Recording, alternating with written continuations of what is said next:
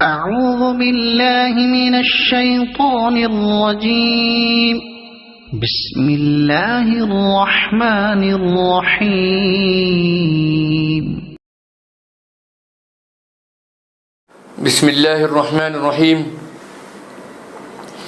الحمد لله رب العالمين والصلاة والسلام على النبي الكريم وعلى آله وأصحابه أجمعين ومن تبعهم بإحسان إلى يوم الدين.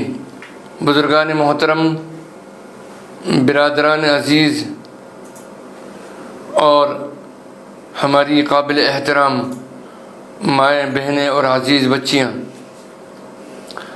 جیسا کہ آپ تمام حضرات جانتے ہیں، وقف امینڈمنٹ بل 2024 کے سلسلے میں جوائنٹ پارلیمانی کمیٹی نے رائے مانگی تھی. مجھے بہت خوشی اور مسرت ہے کہ آپ تمام حضرات نے آل انڈیا مسلم پرسنل لا بورڈ کی آواز پر لبیک کہتے ہوئے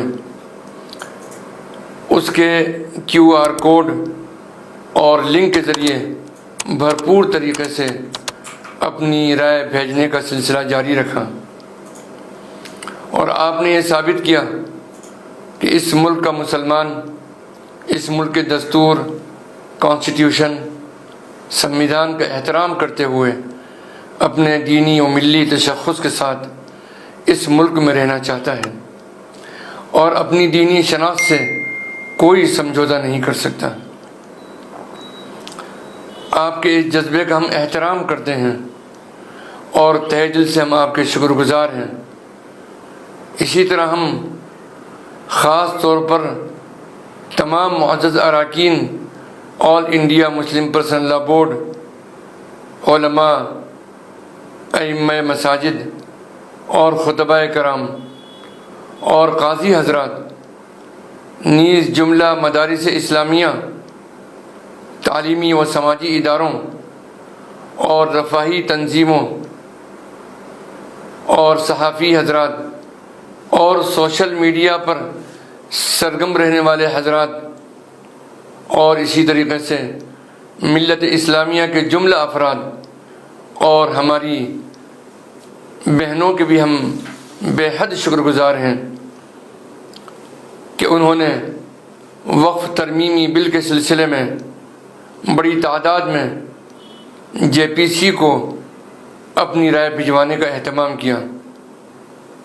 اللہ سبحانہ و تعالی سے دعا ہے کہ اللہ سبحانہ و تعالی ان کی خدمت کو اور اس ملی جذبے کو قبولیت کا شرف عطا فرمائے. اس سلسلے میں ہم اس بات کی بھی وضاحت کر دینا چاہتے ہیں کہ جب 2 دن کی توسیع کی بات سامنے آئی تو ہم نے JPC سے رابطہ کیا، اس لیے کہ ان کی طرف سے توسیع کے سلسلے میں کوئی آفیشل بیان جاری نہیں ہوا تھا. تو وہاں سے یہ بات معلوم ہوئی کہ JPC کی طرف سے جوابات اور سجھاؤ حاصل کرنے کے سلسلے میں آخری اشتہار اخبارات میں جو شائع ہوا تھا وہ 1 ستمبر کو شائع ہوا تھا. اس لیے 15 ستمبر بروز اتوار رات 12 بجے تک ای میل وغیرہ بھیجے جا سکتے ہیں. لہذا آل انڈیا مسلم پرسنل لا بورڈ کی جانب سے یہ اعلان کیا جاتا ہے کہ ابھی ای میل بھیجنے کا سلسلہ جاری رکھیں، اور جن حضرات نے اب تک ای میل نہیں کیا ہے ان سے ضرور ای میل کروائیں. اللہ سبحانہ و تعالی آپ کو اس کا بہترین اجر عطا فرمائے اور اس ملی جذبے کو اور خدمت کو قبولیت کا شرف عطا فرمائے. آمین ثم آمین یا رب العالمین. والصلاة والسلام علی النبی الکریم.